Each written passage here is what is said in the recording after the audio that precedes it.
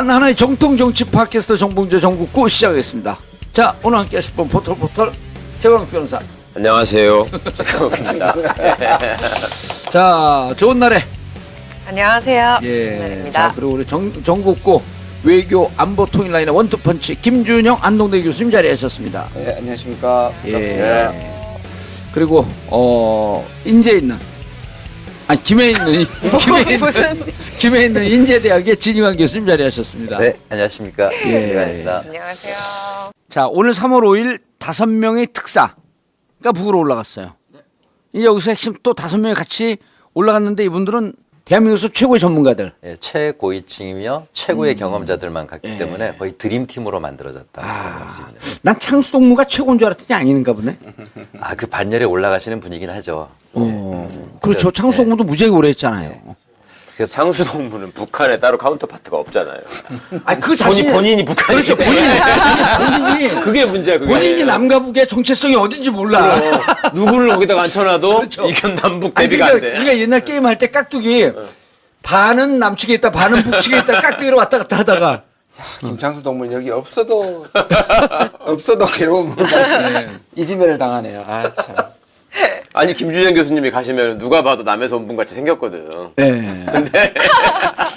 아니 진희관 교수님도 남의 인텔리처럼 보이잖아요. 그렇죠. 네? 그렇죠. 근데 제가 한국에서는 종북으로 불리고 중국에서는 친중으로 불립니다. 미국에서는 반미로 불리고. 일관성 있으신데요. 네, 다 통일성이 있죠. 근데 우리가 투톱이 예외적이라고 그러잖아요. 예외적인데 투톱에 의미가 있단 말이에요. 서훈정이요? 누가 알아도 보통 얘기하는 서훈은 대북 전문가. 그렇죠. 근데 정의용은 대미 전문가는 아니거든요. 그렇죠. 그럼 왜 통상 갔을까? 전문가 아니에요. 왜 갔을까? 네.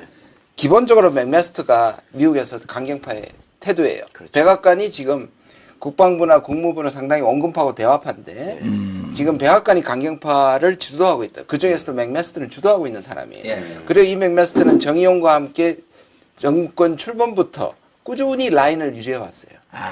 그러면 언뜻 생각하면 미국을 대표해서 가는 것 같지만 미국 북한에 입장을. 가서 미국의 지금 강경파를 대변해서 북한을 압박하는 역할을 정의용이 하고 그다음에 서훈은 반대로 북한보다는 북한의 입장을 가지고 또 강경파인 폼피오를 설득할 카운터파트 미국의 CIA 국장인 폼피오를 설득하는 압박용으로 가는 거예요. 야 환상의 드림팀이 만들어졌네. 북한 갖고는 어찌 보면 서울은 북의 얘기를 듣고 끄고 나중에 미국에 가서 미 강경파 폼피오를 설득할 그런 그 준비를 하고 있는 거고 정의용은 맥마스터의 카운터 파트너로서 이제까지 있었던 얘기를 근거로 야 미국이 지금 압박하는 게 니들이 보기엔 뻥카 같지만 사실은 이러저러한 의미가 있다라고 하는 미국의 얘기를 전달하고 저는 그 역할이 더 크다고 생각합니다. 그 윤건영은 이방카네? 이방카거나 김여정이 김여정이나 윤건영. 아니 미국 걸로 이방카잖아. 윤건영 그렇죠. 좋겠다. 자 그래서 이제 올라갔어요. 진희관 교수님 올라가서 무슨 얘기를 할까요? 지금까지 이제 우리가 우리- 방송에 나갈 때는 이미 얘기를 한 거기 때문에 그렇죠. 예측한 게 다 맞아 떨어질 거예요 우리가 보기에는. 예, 상당히 불리한 상태에서 얘기합니다만 우선 뭐 친서가 당연히 갈 거라고 보여지고요. 예. 근데 이제 친서는 뭐 이렇게 많은 분량을 담는 건 아니지 않습니까? 네. 가장 그 기본적인 원칙을 예. 얘기를 하는 거라 남북 관계의 어떤 화해 협력을 위한 그 기본적인 그 단어들이 들어갔을 거라고 보여지고 그 외에 또 구두 친서가 있을 거라고 보여집니다. 예. 거기에 과연 어떤 내용이 들어가느냐가 이제 관심사안이라고 볼 수 있는데 뭐 대체로 우리가 얘기하듯이 앞으로 남북 대화가 정상회담까지 이어지려면 지금 가장 핫 이슈가 되고 있는 북한의 비핵화 문제. 아하. 비핵화 문제에 대해서 과연 북한이 어떤 답을 줄 수 있느냐라는 거에 대한 이야기.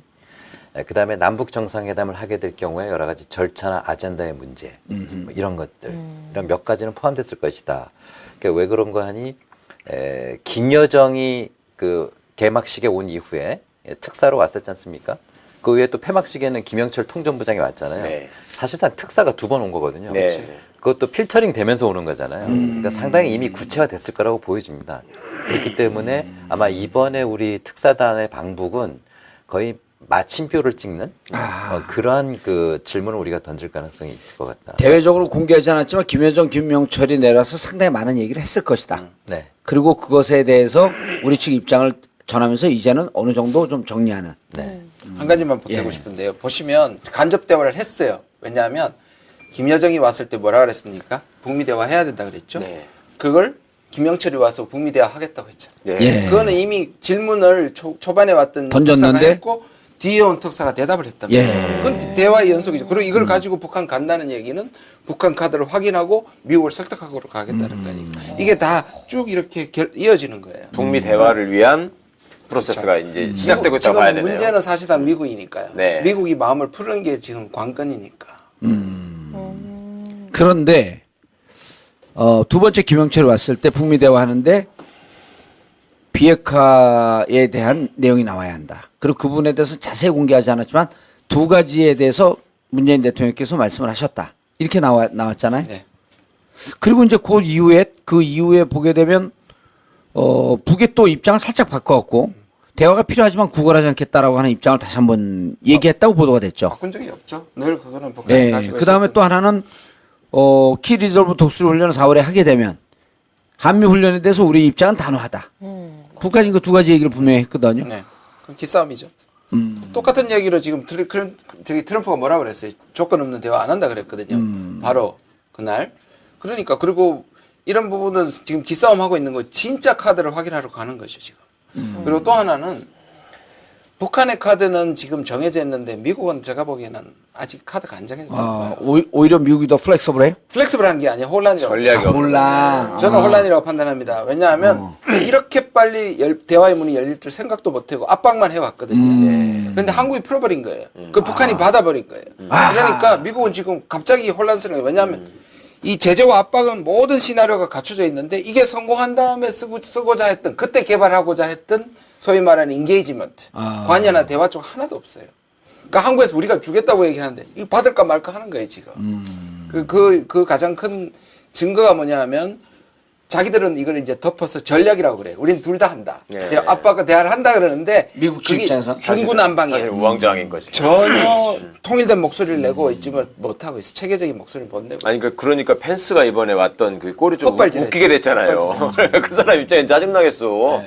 야 가가지고 너는 인상 쓰고 다녀 그랬는데 거기는 다 뭐 그럴 자리가 아니야. 이방카도 와갖고 안 만날라 그랬잖아요. 예, 그 식으로. 예. 그러니까 펜스하고 이방카 쪽은 일관성이 있어서 쪼다짓 하자 우리 와서. 예, 예. 그러니까 쫓아내버린 게 문제지. 근데 보면 엄청 욕을 먹었거든요, 펜스가. 그렇죠. 그게 다 찍혔고. 네. 그다음에 미국 내에서 엄청난 그 비판이 있었거든요. 네. 그럼 만약 이방카가 와가지고 그럼 웃어버리거나 북한은 왁수하면 펜스를 인정하는 게 되잖아요. 네. 펜스의 실수를 전 세계에 인정하기 때문에 악수를 더 못하는 거죠. 그래봤자 하여튼 총체적으로 보면 외교력에는 실패한 거잖아요. 그렇죠. 예, 예. 아 근데 우리는 일관된 쪼다. 무슨 외교 전략을 쪼다대는 걸로 짜냐고 미국이. 김준일 교수님 말씀에 정말로 격하게 동감하는데요. 종북이에요? 저는 종북은 아니고요. 나는 맞고.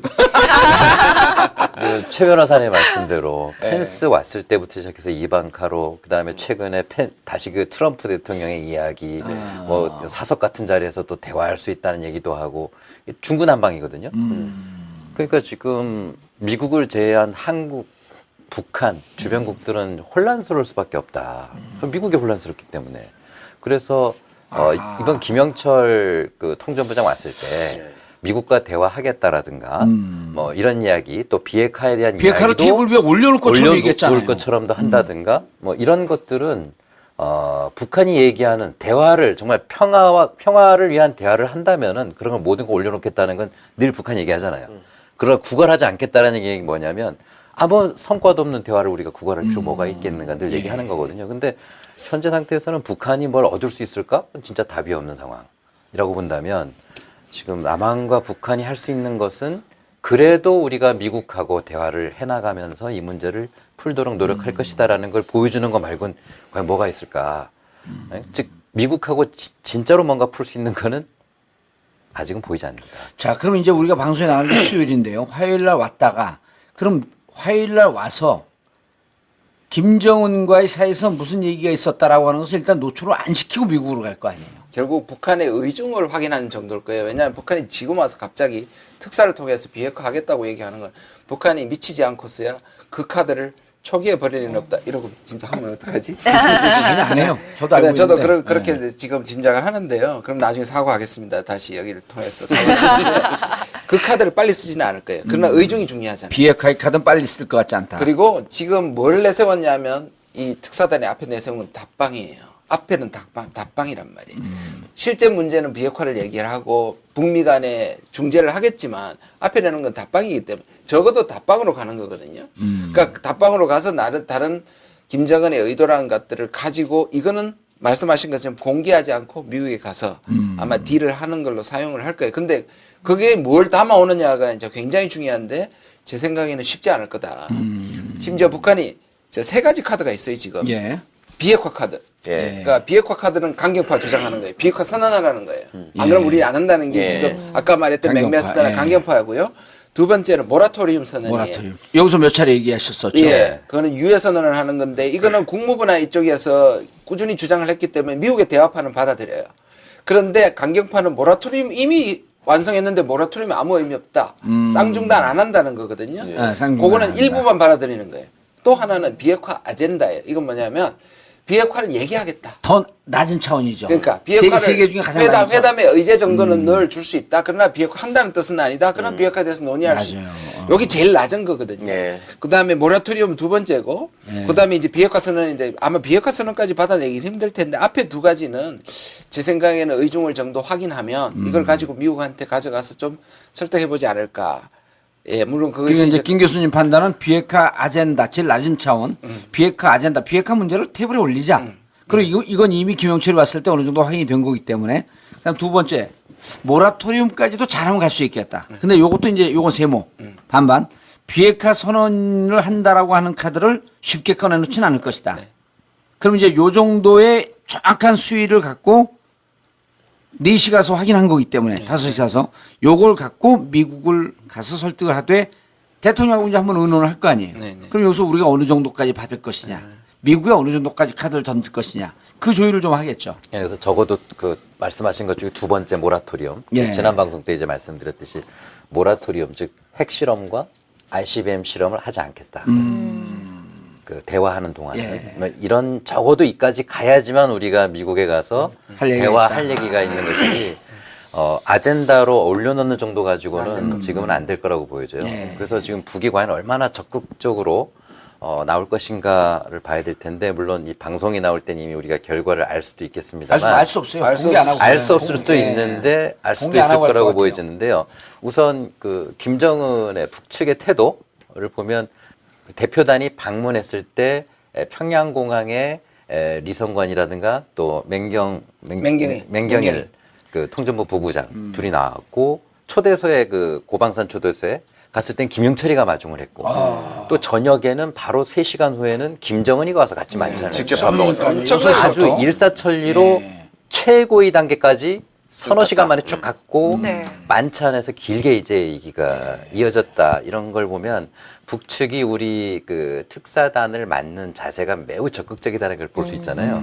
그렇다는 이야기는 그저 우리 만났으니 얼굴만 봤으면 됐다라는 게 아니고 뭔가를 줄 자세가 됐기 때문에 이제 그런 거다라고 본다면 적어도 모라토리움까지 가야 되지 않겠나라고 좀 기대를 해보거든요. 예. 이제 그렇게 돼야지만 아마 우리가 미국과도 뭔가 협상을 할 수도 있고 또 앞으로 남북 관계 변화도 예측을 할 수 있지. 한번 그 의제를 한번 얘기해 보자 정도 가지고는 큰 변화는 예상하기 힘들 것 같다. 저도 동의하는데요. 대한민국의 고위급 인사가 김정은을 최초로 보는 거죠.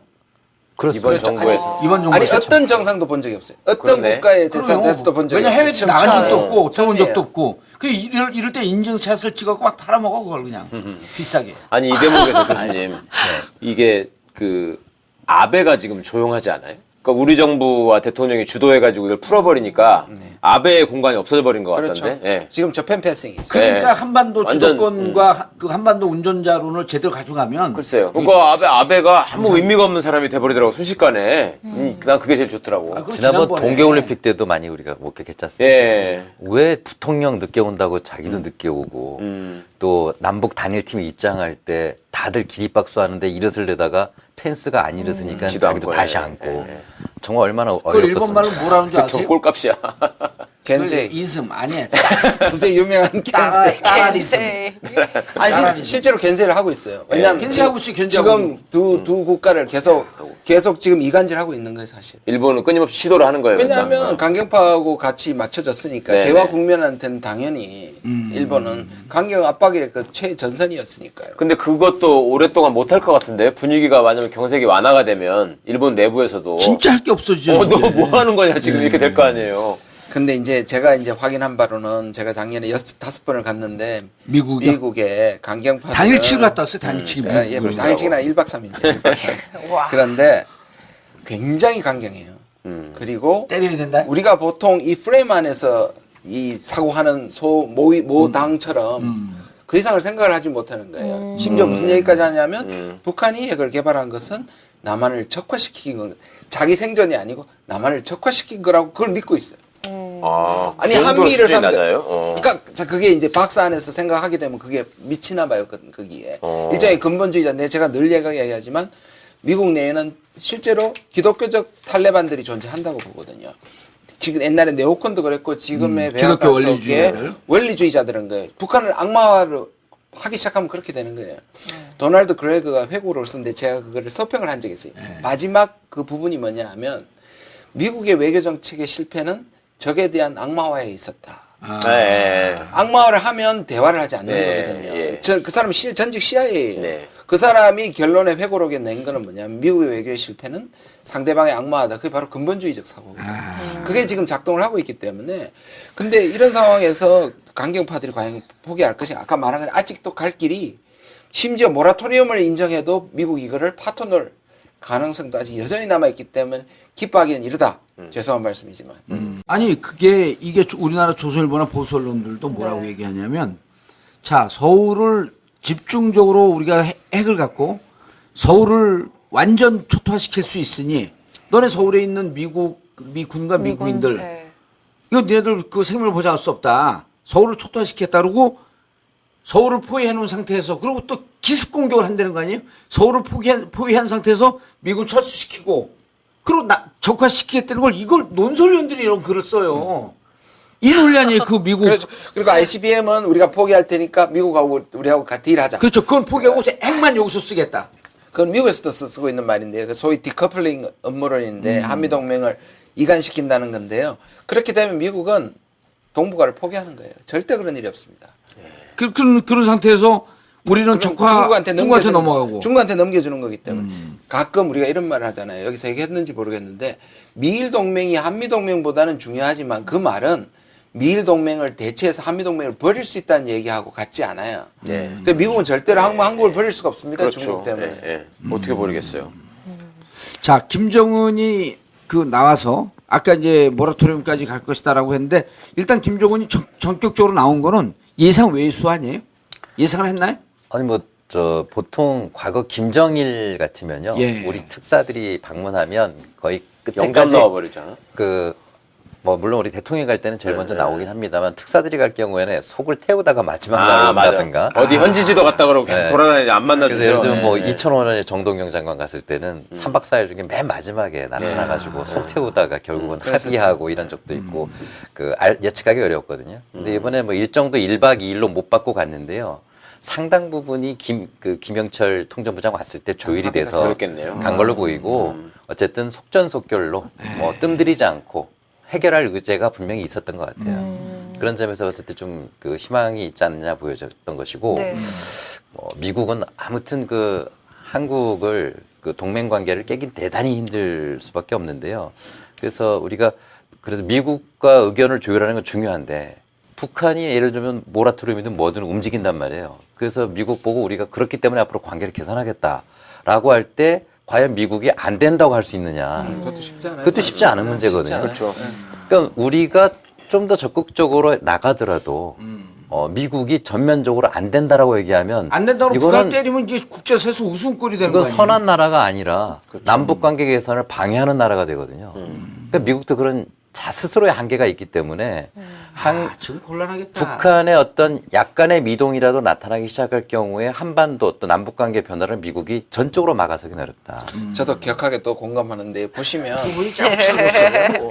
평창올림픽 우리 격하게 반대 한번 해볼까? 그러니까 평창올림픽에서 그 그림이 나쁘지 않았다. 다 그랬잖아요. 미국을 만나게 하는데 실패했다는 비판이 있었잖아요. 저는 그렇게 생각 안 해요. 그 그림 자체가 미국 때문에 실패한 그림을 만들어줬거든요. 그러니까 앞으로 이런 무드가 만약 북한에서 적극적으로 나오면 말씀하시면 세계의 또 평화를 반대하는 세력으로 이미지가 생기기 때문에 네, 쉽지 네. 않을 거예요. 근데 한편 역으로 보면요. 북한의 외교 전략이 지금 상황에서는 제일 주요하게 먹히고 있는 거 아니에요? 그러니까 실험할 때까지 다 해서 성공해놓고 맞아. 그러고 나서 갑자기 이제 자기들이 와가지고 남쪽으로 내려가고 쫙 푸는 모습을 봐가지고 아베를 완전 병신 만들어버리고 펜스 쪼다 만들고 그러고서 어쨌거나 거기서 이제 주도권을 지금 쥐고 있는 거잖아요. 내가 모라토리움까지 갈 건지 비핵화를 할 건지. 근데 왜 그렇게 생각하시냐면 고수들이야. 예. 그건 우리 정부가 북이 그렇게 나올 때는 언제든지 호응하려는 자세가 그렇죠. 돼 있기 때문에 그렇죠, 그렇죠. 그게 네. 먹히는 것처럼 네. 보이잖아요. 네. 그래서 예를 들면 작년 7월에 우리가 베를린에서 대북제의를 했을 때는 북이 냉담했지 않습니까? 네. 무슨 소리 하지 말아요. 그러나 우리의 그런 노력들, 우리 정책의 어떤 그 배경을 북이 충분히 다 접수한 것이죠. 다 이해했고 그렇게 했을 진정성이 때 있는지. 우리가 자기들이 이제 타이밍이 왔을 때 대화에 나선 것으로 이렇게 볼 수가 있는 것 같아요. 근데 최소한의 공감을 바탕으로 지금 이게 그렇죠. 벌어지는 예를 일이네요. 들면 뭐 지난 박근혜 이명박 정부 때 북이 이렇게 나올 거다? 절대 그건 생각하기 어려운 일이죠. 왜냐하면 지속적으로 지켜본 결과 이명박도 어쨌든 남북 관계를 단절하고 싶어 했지 지속하고 싶어 하지 않았거든요. 박근혜는 아무 생각이 없었고. 근데 문재인 대통령이 들어왔을 때 처음에 그 박 전 대표 표현에 따르면 이그노했지만 지속적으로 우리 정부가 남북 대화를 하고 북미 간에서도 관계를 풀면서 운전자론을 펴면서 주도적으로 하겠다라고 하는 진정성이 근 1년 동안 하면서 먹혔다는 거 아니에요. 그렇습니다. 그러니까 그랬을 때 북이 지난 11월 그 완성선언하고 신년사에 김정은이 남북관계 어떤 획기적인 사변적인 해로 만들겠다라고 얘기한 게 실현이 될 수 있기 때문에 그런 얘기를 할 수 있지 그런 거 없이 얘기했다가는 대한민국 정부에 대한 신뢰가 쌓였다. 예, 북한의 원수가 그 실없는 얘기를 한 게 돼버릴 수가 있거든요. 그래서 이런 배경, 즉 우리 정부의 이런 배경 속에서 북한도 거기다 숟가락 하나 더 얹어놓은 거라고. 그러니까 제가 보는 드리고 게 싶은 맞지 않나 말씀은 싶어요. 일방적으로 북한을 완전 악마로 묘사하고 또라이로 매도하는 거는 지금 현실을 봐도 안 맞다는 거죠. 예. 굉장히 영민하게 대처하고 있는 거잖아요. 이 친구들도. 그런데 또 제가 걱정 하나 말씀드리면 네. 첫 번째 회담 정도는 이런 압력에 의해서 나갈 수 있는데 중간에 소위 말하는 디레일링을 시키는 거죠. 탈선을 시킬 가능성이 있죠. 북한 처음에 스스로. 네. 미국이 미국이요? 처음에는 이런 압박 때문에 나간단 말이에요, 대화에. 그다음에 계속 진행되는 순간에 결국 북한을 탓을 하고 이 대화 국면을 또 뒤집을 수 있어요. 삐딱선을 탄다 이거죠. 다시 ICBM을 그 실험할 수밖에 없게 만들고 핵실험을 할 수밖에 없게 만들면서 압박하는 코너로 모는 카드를 쓸 수도 있겠다. 쓸 수도 있겠다. 아니 지금은 근데 아니라도. 그럴 수가 없는 게 제 생각에는 엊그저께 푸틴이 뭐 지 무기 자랑했더만 미국이 헛짓하고 있는 사이에 나는 다 개발했고 니네는 이제 우리한테 안 함부로 된다. 못 가본다. 그거 일단 대책 마련해야지. 무슨 북한 ICBM이 지금 걔들한테 그게 아니 북한 때리면 진짜 러시아나 중국이 가만 안 있지 않을 거 아니에요? 그래서 그 얘기는 뭐 지금 미국 내에서는 블러핑이다. 푸틴의 블러핑이다. 푸틴의 블러핑이라고 얘기하는데 저는 그게는 이미 지금 나온 얘기가 아니고요. 미국이 MD 소리 할 때부터 나온 얘기입니다. MD를 러시아가요? 얼마 전에. 그리고 실제로 무기학자들이 대체로 이렇게 얘기합니다. MD를 설치하는 데는 $1가 들면 그것을 파괴하는 데는 5센트밖에 안 된다. 20분의 1밖에 안 된다는 얘기를 해요. 그만큼 MD가 가지고 있는 안정성이, 왜냐면 MD도 100%가 되는 건 된지는 핵을 쏴봐야 하는 거잖아요. 그렇죠. 그러니까 이게 굉장히 사람들을 불안해하고 미국 내부에서도 MD 개발에 대한 회의론자들이 되게 많아요. 그러니까 이건 블러핑이라도 그다음 실제로 가졌을 수도 있고요. 그렇죠. 예. 그다음에 그런 무기 체계를 꾸준히 소개해오고 있거든요. 그런데 이게 이제 나쁘게 작동하면 다시 미중처럼 다시 미러가 경쟁하면 우리는 힘들어지는 거죠. 그런데 좋게 작용하면 MD에 대한 가치를 떨어뜨릴 수 있기 때문에 이 부분에 대해서는 사드에 포함한 MD, 이 지역의 MD의 압력이 좀 낮아질 수도 있는데 전자가 또 커질 수도 있죠. 왜냐하면 미국의 그 안보 전략 발표할 때 결국 중국하고 러시아를 거의 적으로 현상 변경 세력으로 지목을 했기 때문에 이 군비 경쟁을 출범시킬 가능성도 있어요. 아니 근데 제가 미국의 그냥 뭘 이렇게 공부를 많이 하지 않은 시민이지만 그래도 국제정세나 미국의 이익에 좀 관심이 있어서 내가 트럼프를 지지했다라고 생각하는 유권자의 입장이라면 지금 상황이 러시아는 러시아대로 신무기 개발 완료가 끝났다고 푸틴이 선언을 하고 중국은 중국대로 시진핑이 이제 모택동의 지위 위치에 올라간다라고 예. 해가지고 장기 집권 체제로 가고 나오고 그 다음에 뭐 여기 저기 진해 내부적인 산업 저기에서는 농업 같은 경우에도 중국이 예를 들어서 너네 까불면은 콩 수입 안 해버리겠다 보복하겠다 이 얘기 했잖아요. 그 다음에 철강 가지고 헛소리 하다가 지금 삐꾸 났고 트럼프가 그러면 그 사람들이 볼 때는 저 자식은 안에서도 하는 게 없고 밖에서도 하는 게 없고 저거 완전 바보 아니야 이 생각을 할 것 같아. 근데 그 와중에 그거를 타개하기 위해서 트럼프가 북한을 때린다? 이거는 진짜 엉뚱한 짓인 것 같은데요. 아니 근데 이제 또 하나 우리 쪽 진영 말고 일반적으로 이제 보는 관점 중에 하나가 자 트럼프가 맥시멈 프레셔를 하면서 그게 지금 시간 그 1년이 넘어갔단 말이에요. 그거에 대한 이제 아까 그 진 교수님이 말씀하실 때는 우리가 1년 동안 보여줬던 문재인 대통령의 진정성 이것 때문에 북이 대화의 창구로 나왔다. 대화의 장으로 나왔다. 이렇게 보는 반면에 또 다른 반대파 쪽에서는 무슨 얘기냐 미국의 압박이 먹혔다. 그리고 북한이 실질적으로 국제사회에서의 압력에 대해서 고통을 느끼고 있기 때문에 나올 수밖에 없었다. 그런 얘기를 하죠. 예. 예. 어떻게 보세요, 그건? 글쎄 뭐 저기 원인은 다 복합적인 건데요. 그래서 제가 볼 때도 시기가 조금 변동이 있진 않겠나 이런 생각은 들어요. 뭐 그럼에도 불구하고 북한이 그런 그 스케줄을 가지고 있었다. 예. 그리고 그 배경에는 대화하면 대화가 될 것 같으니까 하는 것이지 상대가 아무리 찔러봐도 피 한 방울 안 날 것 같으면 해봐야 소용이 없잖아요. 그럼 황당한 소리가 되는 것이죠. 예. 그래서 이거는 그 약간의 시기적인 어떤 조정은 있을지 모르지만 쭉 한다, 그게 그러면. 결정적인 건 아니고요. 그리고 또 앞으로 상황이 급변할 수도 있고 아까 말씀대로 이러다가 또 미국이 또 삐딱선 탈 수도 있고 그럴 수는 있겠지만 그런다고 해서 북한이 핵실험이나 ICBM 실험을 할 것 같지는 않습니다. 왜냐하면 완성선언을 했기 때문에 예. 더 이상 할 더 이상 할 게 없다. 지금 핵실험하는 건 말이 안 되고 예. 그거는 어떤 아주 중대한 계기가 있지 않는 한은 당분간은 북한은 핵실험하지 않고 ICBM 실험하지 않는 그 나라로서 계속 관계 변화를 꾀할 가능성이 높다. 네. 그렇게 되면은 때린 사람만 더 이제 비난받을 가능성이 있겠죠. 그렇다고 본다면 미국도 아마 선택의 여지는 그렇게 많지는 않을 수 있다. 그런 생각이 듭니다. 자, 4월에 키 리저브 독수리 훈련은 예상대로 진행되겠죠. 네. 좀 축소될까요? 아니면 그렇다고 보십니까? 어떻게 그럼 두 가지 질문이에요. 마지막 질문인데 키 리저브 독수리 훈련을 할 것이냐? 만약 하면 북은 어떤 태세를 취할 것이냐? 북한이 참관하러 올 것 같은데. 이게 이제 청관 얘기했잖아요. 참관하겠잖아. 청관 얘기 또좀 뜨악했는데 왜? 아니 북한이 청관할 수 있어요? 만약에 이걸 그럼요. 연기시킬 수 있다면 최상이죠. 그러니까 연기를 할 수 있으면 좋고 그건 아니더라도 최상이죠. 이게 키 리저브라는 게 미국의 자산을 가져오는 거란 말이에요. 군사 자산을. 그다음에 저 독수리 훈련은 야외에서 훈련하는 걸 얘기하는 그렇죠. 것이고 근데 들 가져오도록 하고 훈련의 규모를 변화한다든가 이런 것들 여러 가지를 북한은 또 관심 가지고 볼 거란 말이에요. 그러니까 우리 정부나 또 미국이 할 수 있는 거를 보면서 북한도 어떻게 스텝을 할 것인가 이제 그런 생각을 하게 될 거 아닌가.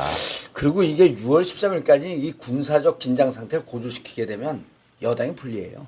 지방선거에서.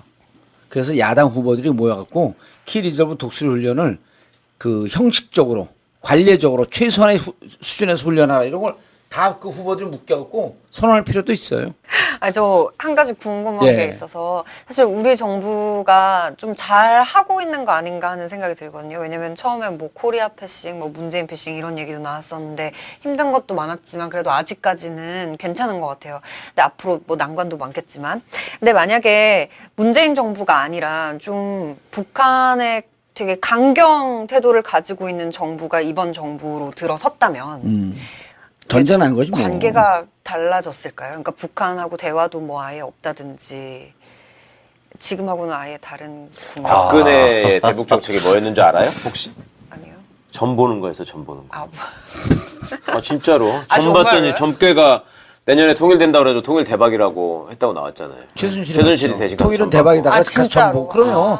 전본 거예요. 그러니까 문서로 나온 박근혜 정부의 정책은 관계를 개선하는 것이고 네. 이명박 정부 때처럼 그렇게 안 하는 것도 아니고 그렇다고 과거 김대중 노무현 정부 때처럼 너무 퍼주는 것도 아닌 아니고. 그 중간 지점을 찾아서 관계를 개선하는 게 정책 공약이었어요. 네. 그렇죠. 근데 그게 이제 신뢰 프로세스라는 그런데 현실은 어땠느냐? 아무것도 안 해요. 전만 봤죠. 예, 전만 보고 아무것도 뭐 안 해요. 대화도 없고 사실은 뭔가 그게 막내도 문제예요. 없고. 근데 지금 저 좋은 달의 아나운서가 시간이 갈수록 질문의 그 깊이가 굉장히 아닙니다. 깊어지고 어려지고 있어서 답변하기 참 어렵습니다만, 근데 다른 정부가 들어섰을 때 아마 김정은이나 북한도 굉장히 골치 아팠을 거예요. 보수 정부가 들어섰을 때. 그러니까 막 갈 수도 없단 말이에요. 막 가면 진짜 군사적 그 충돌로 군사적 가니까. 충돌 가능성이 있고, 이건 진짜로 공멸을 가져올 수도 있고, 언젠가 멈춰야 되는데 멈출 명분을 줄 수 있는 상대가 돼야 되는데 명분을 안 줘버리면 이건 마치 정말 달리는 기관차 치킨 게임 하듯이. 어쨌든 운명적으로 한반도에는 호기가 온 거네요. 그러면 지금 그러니까 그래서 생각- 이런 정부가 들어섰다는 게 사실 굉장히 생각해보면 다행이다. 너무 신기해요. 평창올림픽 이명박이 가져왔고 만약에 탄핵 안 됐다면 박근혜가 박근혜가 했을 거예요. 시작하는 거예요. 그런데 이게 바뀌어가지고 이 기회를 최대한 활용하게 된 거는 운명적이지 않아요? 그러니까 국군이 사그러들다가 정말 정말 살아나고 있다니까. 신기하다. 그러니까 막 서울시장도 온갖 사람들 다 나온다 그러고 막 그러잖아요.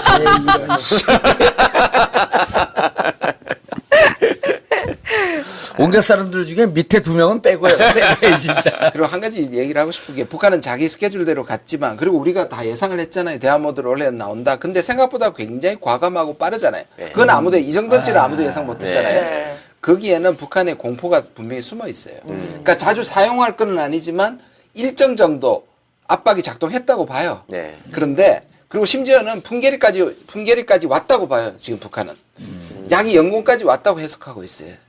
들리는 소식에 의하면 그 정도로 근데 북한은 몰랐다는 거 그 아니에요. B-52가 이렇게 슬쩍슬쩍 왔다 갔다 슬쩍슬쩍 왔다 갔다는 거 아니에요. 근데 북한이 몰랐다는 건 그만큼 공포인데 네. 문제는 뭐냐면 아까 우리 말씀하신 것처럼 봉도서가 말씀하신 것처럼 뭐냐면 강경파들이 조금만 더 밀어붙였으면 북한의 굴복을 받을 수 있었는데 오히려 한국이 망쳤다 이렇게 보는 거죠. 그러니까 더 밀어붙여야 된다고 얘기를 하는 거예요 지금. 예, 그 강경파들 입장에서는 정신 나간 얘기죠. 진짜 그 또라이들 때문에 참. 지금까지 수십 년 동안 북한을 그렇게 압박을 했는데도 그런 압박에 북한이 굴해본 적은 없거든요. 그러니까요. 그 강에는 강으로 맞섰고 늘 그랬지. 예. 그래서 그런 예측을 한다는 거는 해결할 의지가 없는 사람들이 하는 뭐 그러니까 그런 넋두리에 압박이 유효했다. 이렇게 볼 수는 없다는 거예요. 볼 수 없는 거죠. 근데 일정 부분 결과적으로는 그렇지만 그건 전쟁의 위험을 감수해 가면서 할 옵션은 전혀 아니라는 것이고 또 다시 써먹어서는 안 된다는 거죠. 알겠습니다. 이제 갔다 오면 또 이제 우리가 그 정부가 이게 방출될 때쯤 되면 사과를 할지 자랑을 할지. 미국을 하잖아. 아니 근데 노출을 안 시키고 가니까 미국 가서의 상황에 대한 예측을 조금만 해주세요. 미국. 일단 아까 말씀드린 것처럼 이제 서훈 쪽에서 갈 거예요. 예. 서훈이 더 큰 역할을 해야 되겠죠. 북한 전문가고 북한에 대해서 완벽하게 자기 전문가라는 걸 알고 또 폼페오하고 라인이 살아 있거든요. 북한의 입장을 미국 가서 이제 뭔가 설명할 설명을 사람은 오히려 정의용이라기보다는 저는 아까도 반대의 역할이 더 중요하다고 생각해요. 왜냐하면 그거 아주 좋은 구도였어요 보니까. 그러니까 서훈은 미국 사람들을 설득시킬 더 큰 역할을 부여받게 될 것이고 서훈이 얘기하는 건 신뢰를 할 수밖에 없고요. 그다음에 그런 점에서 북한이 주는 카드에 달려 있지만 이 카드를 얼마나 잘 활용시키느냐는 굉장히 중요하다고 봅니다. 예, 그 미국의 그 보수 진영들도 보면은요, 한국에 대해서 그런 얘기를 많이 한다고 그러지 않습니까? 그러니까 왜 한국에서 오는 보수들은 왜 미국의 얘기만 들으려고 하느냐? 자기들 얘기를 좀 해야지 미국도 맞아요. 들을 거 얘기 아니겠어요? 많이 합니다. 예. 근데 과거에 그 참여정부 때 우리의 관료들이 갔을 때 미국에서는 상당히 반응이 나쁘지 않았어요. 그 이유는 뭐냐면 꼼꼼하게 설명을 해줬기 때문에 아하. 그런 거였거든요. 대표적으로 어떤 사람 탈레반이 왔다라고 그랬다가 결국은 굉장히 반응이 좋았어요. 뭐 이종석 장관이 그런 분이었는데, 근데 서훈 원장의 캐릭터가 매우 합리적이고 구체적이거든요. 예. 이런 꼼꼼한 설명을 해나갔을 때 미국 국무부나 백악관에서는 오히려 상당한 도움을 받을 가능성도 있다. 그런 것. 왜냐면 막상 미국 가보면은 미국의 관료들이 정보가 생각보다 좀 무식해요. 조선일보 정보가 베이스예요. 글쎄요. 그게 난 너무 놀랍더라고. 당연해요. 세계를 다루는데 한국에 대해서 무식할 수밖에. 알겠습니다. 두 분 열심히 한 결과 한반도에 봄꽃이 피우고 있습니다. 네. 활짝 펴야 될 텐데. 예. 6월 13일 날 그 꽃이 만개할 수 있도록 열심히 노력하겠습니다. 6월 13일. 갑자기 여기로 깔때기가. 이용 당한 것 같은데. 자, 정봉재 정국구 마치겠습니다. 감사합니다. 감사합니다. 감사합니다.